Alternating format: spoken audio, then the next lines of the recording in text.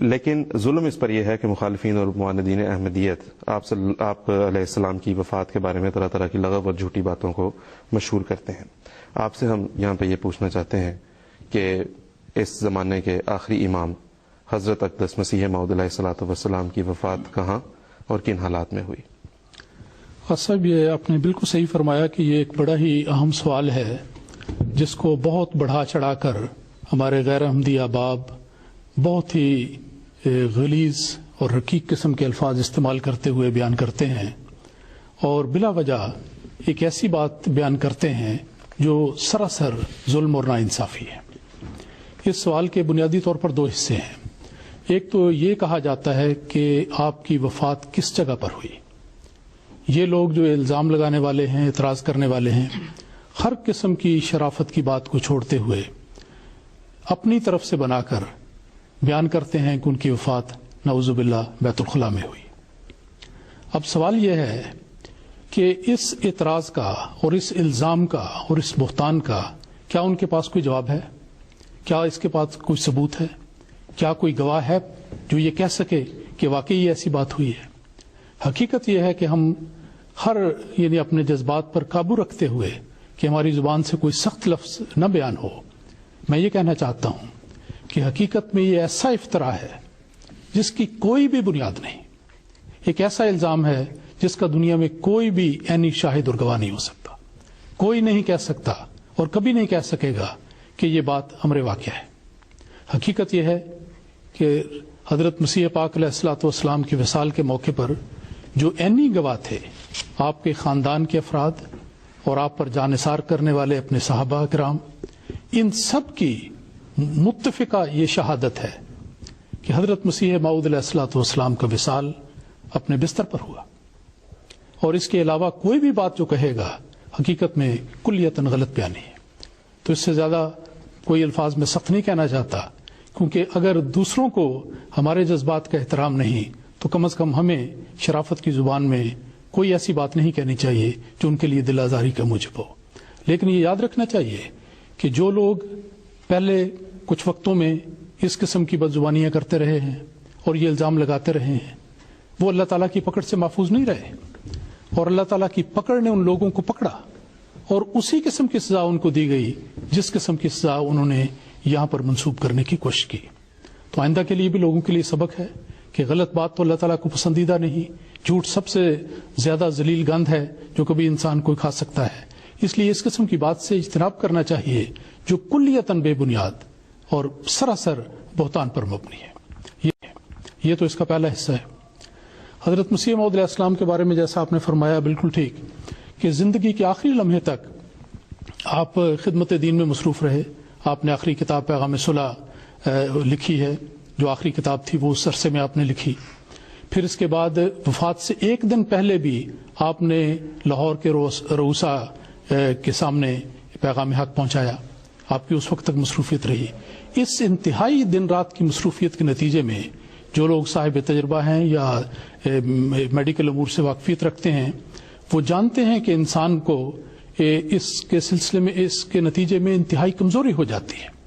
اور جب دماغی کام کیا جائے تو اس کا اثر بعض اوقات اسہال کی صورت میں ہوتا ہے. تو یہ کیفیت تھی انتہائی شدید دن رات محنت کرنے کے نتیجے میں کہ حضرت مسیح موعود علیہ الصلوۃ والسلام کو اسہال کی تکلیف تھی، جس کے نتیجے میں آپ کو بار بار بیت الخلا جانا پڑتا تھا، اور ظاہر بات ہے کہ اس کے نتیجے میں کمزوری ہوتی ہے. تو یہ سلسلہ چلتا رہا اور آخر میں یہ نکاحت اپنی انتہا کو پہنچی اور آپ کا وہاں پر وصال ہوا. اب جب وصال ہوا تو میں بات کو لمبی ہے اس کو ذرا مختصر کرتے ہوئے، لاہور میں 26 مئی 1908 کو جب آپ کا وصال ہوا 10:30 بجے کا وقت تھا. جو جانثار صحابہ تھے، خاندان کے افراد تھے، حضرت ام المومنین اور باقی، ان کی جو کیفیت تھی اس کا آپ اندازہ کر سکتے ہیں. لیکن اس وقت یہ کوشش کی گئی کہ فوری طور پر جنازے کو قادیان لے جایا جائے، اور اس کے لیے تیاری شروع کر دی گئی. جس وقت وصال ہوا اس کے چند لمحے کے بعد جب صحابہ کو ایک لحاظ سے ہوش آئی کہ اب ہم نے کیا کرنا ہے، تو فوری طور پر چند صحابہ جن میں شیخ رحمت اللہ صاحب اور بعض اور صحابہ شامل تھے، وہ ان ڈاکٹر صاحبان کی طرف گئے تاکہ ان سے ایک باقاعدہ سرٹیفکیٹ حاصل کیا جائے. تو ڈاکٹر سدرلینڈ جو گورنمنٹ میڈیکل کالج کے پرنسپل تھے، اور حضور علیہ السلام کے اس وقت معالج تھے، انہوں نے باقاعدہ اس کے لیے ایک ڈیتھ سرٹیفکیٹ جاری کیا جس میں یہ ذکر کیا کہ اس حال کی تکلیف کی وجہ سے انتہائی کمزوری کے نتیجے میں آپ کا وصال ہوا، اور یہ ان کا جو ان کے معالج تھے ان کی رائے تھی۔ اس کی بنا پر جو سرٹیفکیٹ جاری کیا گیا، وہاں اس وقت لاہور میں سول سرجن تھے ڈاکٹر جلنگم ان کا نام ہے، انہوں نے یہ سرٹیفکیٹ اپنے دستوں کے ساتھ جاری کیا۔ یہ وہ سرٹیفکیٹ لے آئے کیونکہ بار صورت وفات ہوئی ہے، باہر کی جگہ پہ سفر ہے، تو ایسے سرٹیفکیٹ کی ضرورت پیش آتی ہے۔ اب ایک طرف یہ کارروائی ہوئی اللہ تعالیٰ کے فضل سے، دوسری طرف یہ نظارہ بھی دنیا نے دیکھا کہ جہاں پر شرفاء نے حضرت مسیح موعود علیہ الصلوۃ والسلام کی وفات پر باوجود اختلافات کے اپنے شدید افسوس کا اور تعزیت کا اظہار کیا، وہاں پر بعض ایسے اوباش لوگ بھی تھے جنہوں نے اس موقع پر بہت خوشی کا اظہار کیا، گویا نعرے لگائے، بغلیں بجائیں کہ دیکھیں جی یہ کام ہو گیا، اور بہت اپنے کہتے ہیں کہ اندرونی بغض کا اظہار کیا، اور ایک ایسا مظاہرہ کیا جو ہمیشہ میں سمجھتا ہوں کہ ایک بہت ہی برے نمونے کے طور پہ تاریخ عالم میں محفوظ رہے گا۔ بار صورت یہ بات ہوئی، جنازہ جب تیار ہوا بعد دوپہر اسٹیشن پر لایا گیا۔ جب اسٹیشن پر لایا گیا تو وہاں پر ان لوگوں میں سے جو مخالفت کرنے والے تھے اور احتجاج کرنے والے تھے، ان میں سے کسی نے جا کے اسٹیشن ماسٹر کو یہ کہہ دیا کہ حضرت مرزا صاحب کی وفات تو ہیضے کے ساتھ ہوئی ہے، یہ ایک وبائی مرض ہے، اور ملکی قانون ہے کہ اگر وبائی مرض سے کوئی شخص فوت ہو جائے تو اس کا جنازہ ایک جگہ سے دوسری جگہ نہیں لے جا سکتے، ملکی قانون میں منع ہے۔ لیکن عجیب بات یہ ہے کہ انہوں نے الزام یہ لگا دیا، حالانکہ اس زمانے میں لاہور میں اس وبا کا کوئی نام و نشان نہیں، اور کوئی شخص بھی لاہور میں اس وبا سے فوت نہیں ہوا، لیکن بہر صورت انہوں نے ایک بات بنا لی تاکہ اس میں کوئی روک پیدا ہو جائے، اور نتیجہ یہ ہوا کہ اسٹیشن ماسٹر نے اگرچہ بوگی بک کی گئی، جنازہ رکھنے کے لیے سب کچھ ہوا، اس نے اس کو آگے اس کی منظوری دینے سے انکار کر دیا۔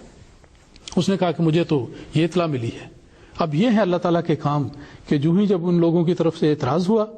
تو شیخ رحمۃ اللہ صاحب اور باقی صحابہ جو موجود تھے انہوں نے فوراً وہ سرٹیفکیٹ اسٹیشن ماسٹر کے سامنے پیش کیا کہ دیکھیں کہ یہ وفات ہے، اس میں ہرگز ہیضے کا ذکر نہیں، کسی وبائی مرض کا ذکر نہیں، بلکہ یہ ذکر ہے کہ انتہائی کمزوری کی وجہ سے جو اسہال کے نتیجے میں تھی آپ کا وصال ہوا، اور یہ ایک عام مرض ہے جس پر کوئی قدم نہیں لگائی جا سکتی۔ چنانچہ اسٹیشن ماسٹر نے دیکھا اور فوری طور پر اس نے بوگی کی بکنگ کر دی اور جنازہ وہاں سے روانہ ہوا اور چلا گیا۔ اب یہ ہے ساری صورتحال جس پر یہ دو اعتراض کیے گئے، جس کا ایک کا میں پہلے جواب دے چکا ہوں، دوسرے کا خلاصتاً جواب یہ ہے کہ اگر وہ یہ کہیں کہ وبائی مرض سے ہیضے سے آپ کی وفات ہوئی اور یہ ان کے لیے موجب اعتراض ہے کہ آپ نے اس سے پہلے اسی قسم کا بیان لکھا تھا کہ اگر کوئی جھوٹا ہو تو اس قسم کی بیماری سے اس کی وفات ہو، یہ بات قطعاً ثابت نہیں، اور وہ میڈیکل سرٹیفکیٹ جو اس موقع پر حاصل کیا گیا،